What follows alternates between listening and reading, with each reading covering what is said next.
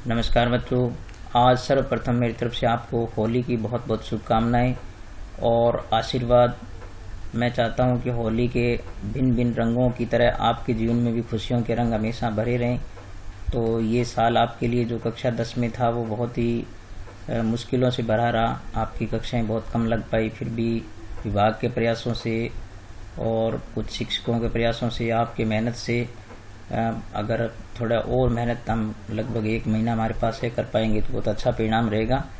तो आपको मेरी तरफ से और आपके परिवार को भी मेरी तरफ से बहुत बहुत शुभकामनाएं होली की।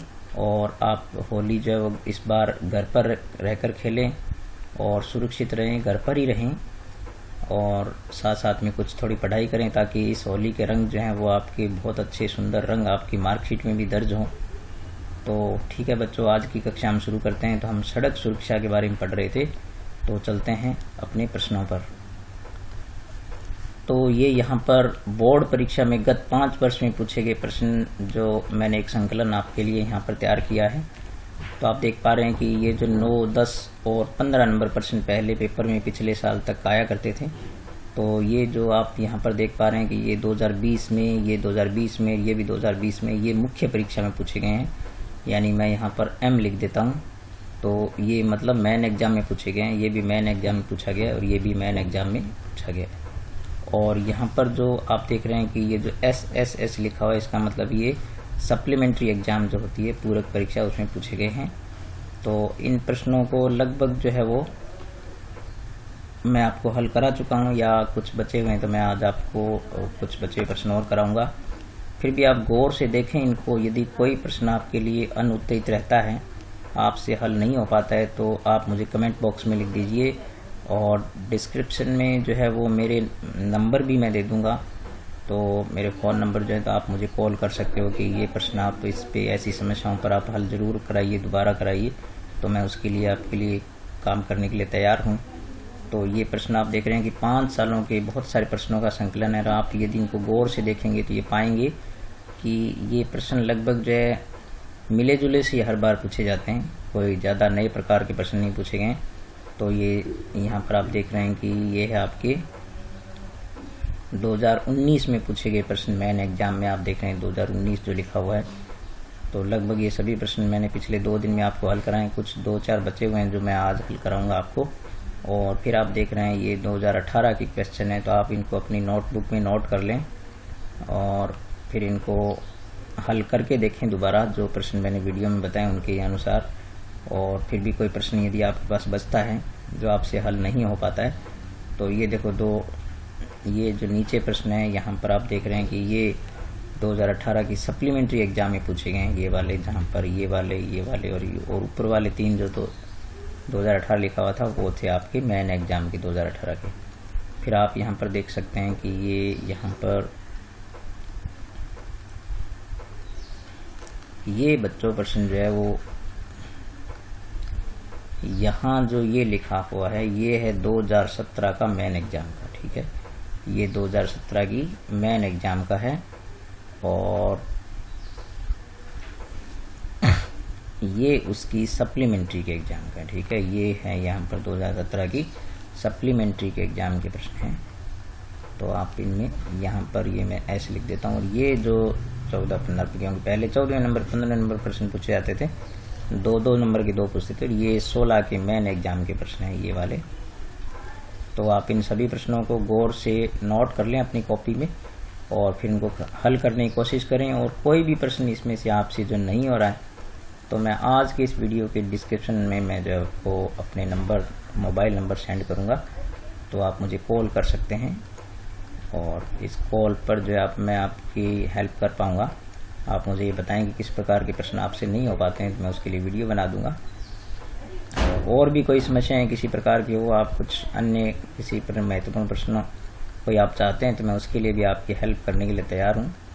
तो मेरा ये कहना है कि आज के जो प्रश्नों का ये संकलन है, काफ़ी सारे प्रश्न है ये। तो इन प्रश्नों को जो है आप अच्छी तरह अपने नोटबुक में नोट करें, इनको हल करके देखें और आपके 4 नंबर जो हैं आपके ये उनको सुनिश्चित करें। और 4 नंबर बहुत महत्वपूर्ण होते हैं और ये बिल्कुल आसानी से आप प्राप्त कर सकते हैं।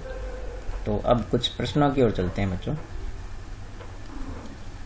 तो यहाँ पर ये जो प्रश्न दिया गया है इसमें कि एक नगर में टैक्सी का किराया पहले किलोमीटर का किराया 8 रुपये, उसके बाद प्रति किलोमीटर किराया 5 रुपये बढ़ता जाता है। तो आप यहाँ देखें कि प्रथम किलोमीटर का किराया क्या है। प्रथम किलोमीटर का किराया, तो आप देख रहे हैं कि पहले किलोमीटर का किराया जो है वो आप, एक प्रश्न आपको मैंने पहले भी ऐसा कराया था, तो आप इसको फिर समझ लीजिए। तो प्रथम किलोमीटर, क्योंकि ऐसे प्रश्न जो है वो कई बार पूछे गए बोर्ड में, तो प्रथम किलोमीटर का किराया आपके पास है 8 रुपये, और उसके बाद यानी आगे प्रति किलोमीटर किराया, प्रति किलोमीटर किराया जो है आपके पास कितना है, 5 रुपये है। किराया बराबर है 5 रुपये। और आपको जो है कुल दूरी जो दे रखी है, वो उस प्रश्न में कुल दूरी दे नहीं रखी थी, इसमें कुल दूरी आपको बताइए कि कुल दूरी कितनी है, वो है x किलोमीटर, और कुल जो किराया है वो है आपके पास, कुल किराया जो है वो आपके पास है y रुपये। ठीक है, तो इसको हम समीकरण बनाएंगे तो हम देखते हैं कि यहाँ पर आपके पास कुल किराया जो है, तो हम कुल किराए की गणना करेंगे। तो कुल किराया y है हमारे पास, यानी कुल हमने किराया y का भुगतान किया। उसमें से आप देखो गौर से देखें कि आपने पहले किलोमीटर का किराया कितना दिया, यानी 8 रुपये पहले किलोमीटर का किराया दिया आपने। तो 8 गुना 1 यानी 1 किलोमीटर का कितना हो गया, 8 रुपये हो गया। प्लस में आप देखें कि अब आपके पास कुल दूरी x थी, तो x में से एक पहला किलोमीटर घट गया, ये आप गौर से समझें इसको। और फिर आगे उसमें यानी प्रत्येक किलोमीटर के लिए, यानी x माइनस 1 किलोमीटर, प्रति किलोमीटर आपने कितना भुगतान किया, 5 रुपये। तो इस प्रकार से ये समीकरण बन गई। अब इसको थोड़ा आप सरल कर दें तो y इक्वल टू हो गया 8 एकम 8, प्लस इसको आप गुना कर दें 5x माइनस 5। अब आप क्या करें, x वाले पद को आप इस तरफ ले आएँ, तो y माइनस 5x बराबर आपके पास 8 माइनस 5 किया तो हो गया आपके पास 3। तो इस प्रकार से ये आपकी जो है समीकरण बन गई। ठीक है, तो इस प्रकार से आप बिल्कुल आसानी से इस समीकरण को बना सकते हैं। तो ऐसे प्रश्न कई बार पूछेंगे। ठीक है, अपने चलते हैं नेक्स्ट क्वेश्चन पर। तो नेक्स्ट क्वेश्चन हमारे पास है कि ये जो एक स्थान से दो व्यक्ति गाड़ी से एक ही दिशा में चलने के लिए 3 घंटे में 7 किलोमीटर की दूरी पर रहते हैं, जबकि विपरीत दिशाओं में चलने पर वो क्या करते हैं, 300 किलोमीटर की दूरी पर हो जाते हैं। तो उनकी गाड़ियों की चाल आपको जो है वो ज्ञात करनी है। तो यहाँ बच्चों ये देखें कि अपने यहाँ इनकी डायग्राम से देखते हैं। यहाँ से आप इन डायग्राम से देखो कि जैसे ये एक स्थान है ए, ठीक है, ये ए स्थान है यहाँ पर। तो ए स्थान से जो है वो ये एक गाड़ी है जिनकी चाल आप क्या मान लो x और y किलोमीटर प्रति घंटा, इन गाड़ियों की चाल मान लो। तो एक स्थान से चलते हैं तो ये x किलोमीटर प्रति घंटा की चाल से चलती है और ये y किलोमीटर प्रति घंटा की चाल से चलती है। दोनों एक ही दिशा में जा रही है। ठीक है, और दूसरी स्थिति में आपको ये बताया कि ये जो है वो एक स्थान जो यहाँ पर जैसे ये a है, यहाँ से एक यदि इस दिशा में जा रही है y वाली, तो दूसरी दिशा में जा रही है, यानी विपरीत दिशा में जा रही है। तो आप ये बात आसानी से समझ सकते हैं कि जब वो दोनों एक ही दिशा में जाती है तो उनके बीच में जो है वो अंतर उनकी चाल के अनुसार ही होगा। और लेकिन जब ये विपरीत दिशाओं में जाएगी, ठीक है, तो उनके बीच में लगातार अंतर बढ़ता जाएगा। अंतर तो यहाँ भी बढ़ सकता है, यदि एक चाल की स्पीड कम है दूसरी की ज़्यादा है। ठीक है, तो लेकिन यहाँ पर जो है क्या होगा, तुरंत ही बढ़ेगा क्योंकि एक दो विपरीत दिशा में जा रही है। तो आपको समझना ये है कि जब वो दोनों गाड़ियाँ एक ही दिशा में जाती है, ठीक है, तो उनके बीच की दूरी जो है, यानी जब वे एक ही दिशा में जाती है तो उनकी मध्य 3 घंटे के बाद की जो दूरी है वो 7 किलोमीटर है। तो ये क्या है कि उनको 3 घंटे बाद तय की गई दूरियों का अंतर होता है। ठीक है, तो ये आप क्या लेंगे, जैसे इसकी चाल x किलोमीटर प्रति घंटा है, तो 3 घंटे में ये दूरी तय करेगी 3x, यानी चाल बराबर दूरी बराबर क्या होता है, चाल इंटू समय। और दूसरी जो है वो कितनी आ जाएगी, 3y।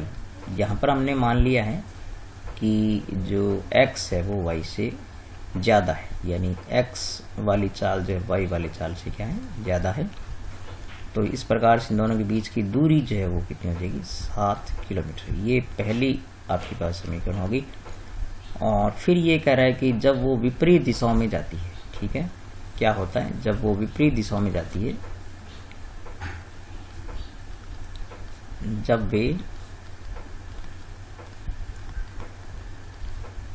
विपरीत दिशा में जाती है, ठीक है, तो 3 घंटे बाद उनके मध्य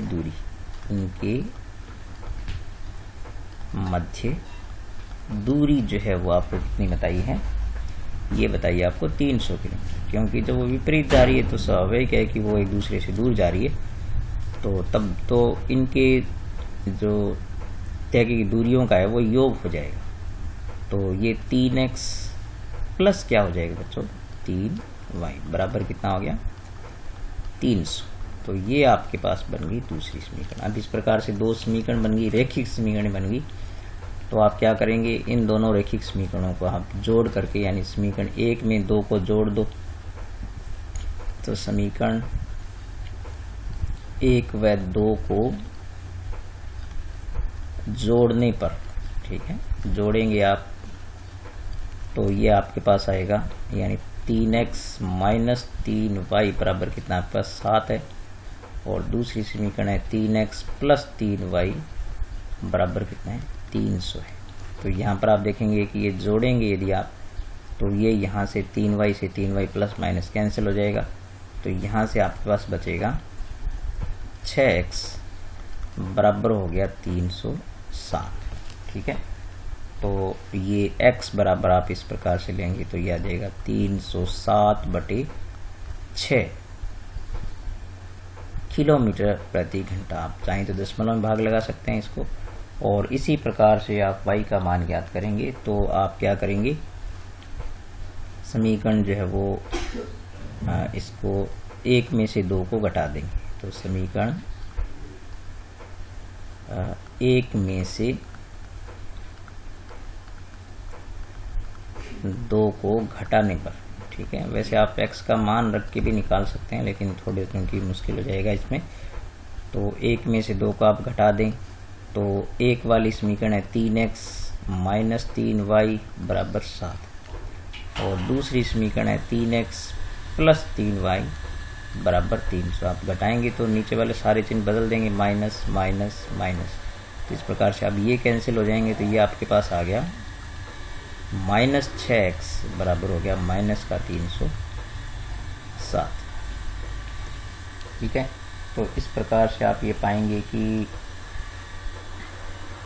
नहीं, सॉरी, ये यहाँ पर मैंने घटाने में गलती कर दी।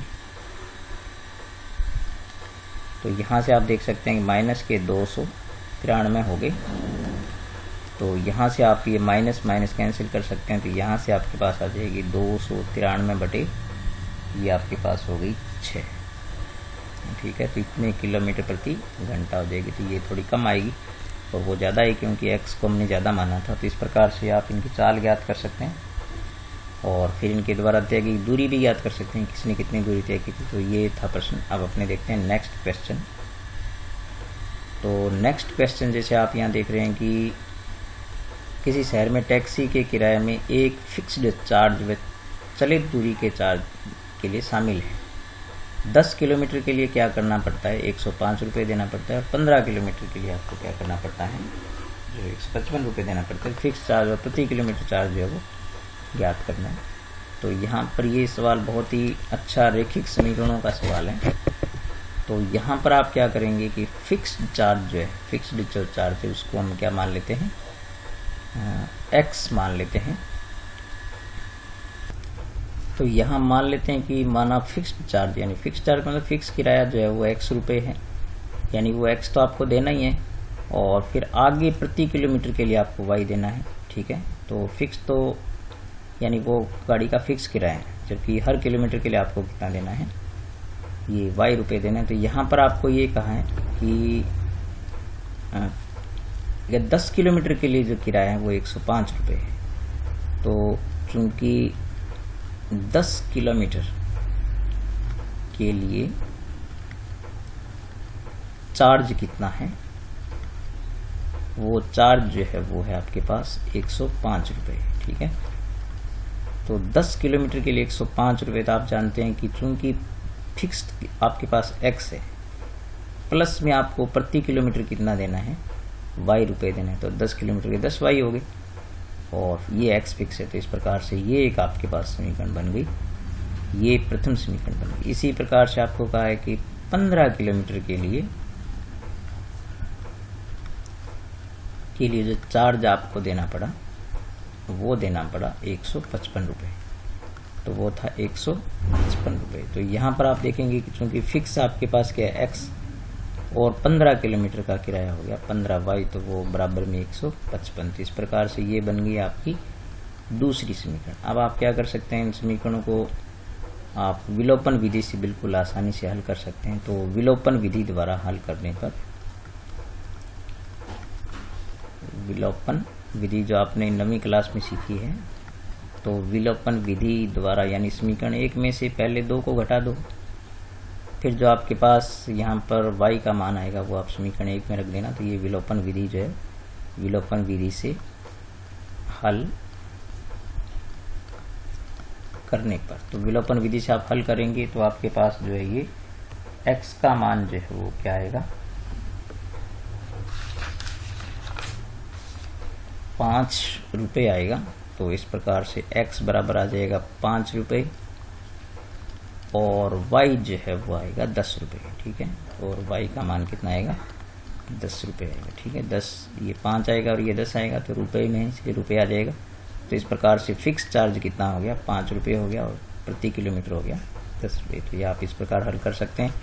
अब हम इसका नेक्स्ट क्वेश्चन देखते हैं। तो नेक्स्ट क्वेश्चन ये आपके पास है कि A और B 2 स्थान है जिनके बीच की दूरी 6 किलोमीटर है। एक ही समय उन स्थानों से 2 व्यक्ति एक दूसरे की ओर दौड़ना शुरू करते हैं तो उनको 45 मिनट लगते हैं। ठीक है, और वे एक ही दिशा में चलते हैं तो 6 घंटे में मिलते हैं। ठीक है, यदि वे एक ही दिशा में चलते हैं तो क्या करते हैं, यानी वो जब एक दूसरे की तरफ चलते थे। यहाँ पर ये सिचुएशन जो है इस प्रकार की है कि A और B 2 स्थान है। जैसे यहाँ पर आपके पास एक स्थान A है और ये दूसरा स्थान B है, तो यहाँ पर A है और यहाँ पर B है। तो जब वो एक दूसरे की तरफ आएंगे तो आपको पता है कि वो जल्दी मिल जाएंगे। ठीक है, और इस प्रकार से जैसे यहाँ पर A है मान लीजिए और यहाँ पर B है यहाँ पर, तो आप ये पाएंगे कि जब वे एक ही दिशा में जाए, ये भी इधर जाता है और ये भी इधर जाता है, तो यदि ये पीछे वाला तेज दौड़ेगा तो ये मिल तो जाएंगे लेकिन समय ज़्यादा लगेगा। तो इस प्रकार से ये एक ही दिशा, ठीक है, ये स्थिति होगी ये होगी विपरीत दिशा, यानी दोनों एक दूसरे की ओर। तो ये होगी एक दूसरे की ओर वाली दिशा, एक दूसरे की ओर। ठीक है, और यानी एक दूसरे की ओर आ रहे हैं, एक दूसरे की तरफ बढ़ रहे हैं, निकट आ रहे हैं लगातार। और ये क्या कर रहे हैं, एक ही दिशा में जा रहे हैं, यह एक ही दिशा। तो ये थोड़ा सा आपको इनको समझना होगा, एक दूसरे की ओर का क्या मतलब है, एक ही दिशा का क्या मतलब है। तो आप जानते हैं कि जब वो दोनों एक दूसरे के आ रहे हैं तो निकट जल्दी पहुंचेंगे, एक दूसरे जल्दी मिलेंगे, तब उनकी चालों का क्या हो जाता है, योग हो जाता है। और यहाँ पर जो है वो जब एक दूसरे के विपरीत चलेंगे, नहीं एक ही दिशा में चलेंगे, तो उनकी चालों का अंतर हो जाएगा। तो यहाँ पर आप बच्चों देखो कि जब दोनों एक दूसरे की तरफ जाते हैं तो एक दूसरे की ओर जाते हैं तो इनकी चालों का योग हो जाएगा। तो इनकी चाल को अपने क्या मान लेते हैं कि x और दूसरे की y, और मान लेते हैं कि ये x वाली चाल है y वाले से ज़्यादा है। तो जब वो एक दूसरे की ओर चलेंगे, ठीक है, तो उनकी चालों का योग जो है वो ये हो जाएगा। तो चालों का योग कितना होगा, तो कुल दूरी बटे लिया गया कुल समय। तो यहाँ पर ये कुल दूरी इनके बीच में कितनी थी, 6 थी, और उनको कुल लगा समय कितना था, 45 मिनट था। तो 45 में 60 का भाग दिए, क्योंकि इसको घंटे बनाने के लिए, ताकि चाल प्रति किलोमीटर प्रति घंटा हो जाए।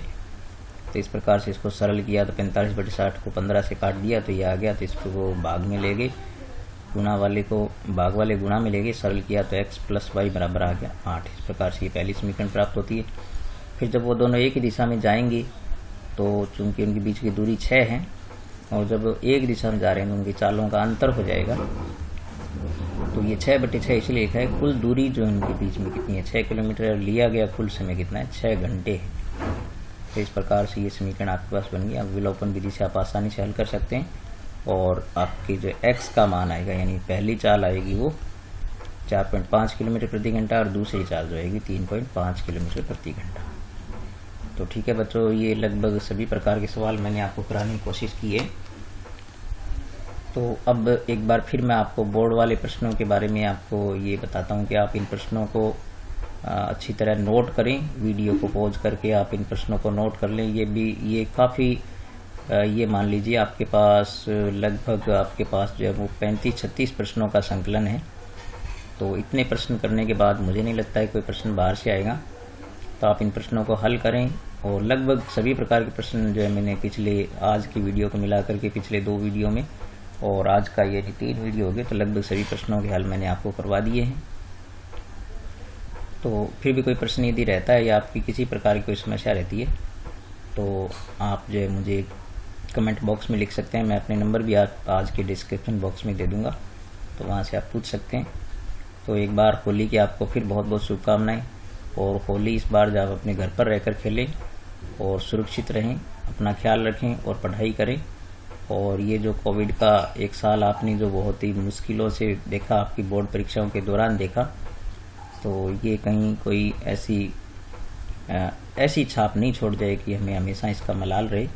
तो हम अच्छी मेहनत करें। अभी हमारे पास कुछ समय है, तो अपने एक दूसरे की समस्या को जो है वो आप अपने शेयर करें, तो काफ़ी आपकी हेल्प कर पाएंगे। ठीक है, तो मिलते हैं नेक्स्ट वीडियो में। तब तक नमस्कार।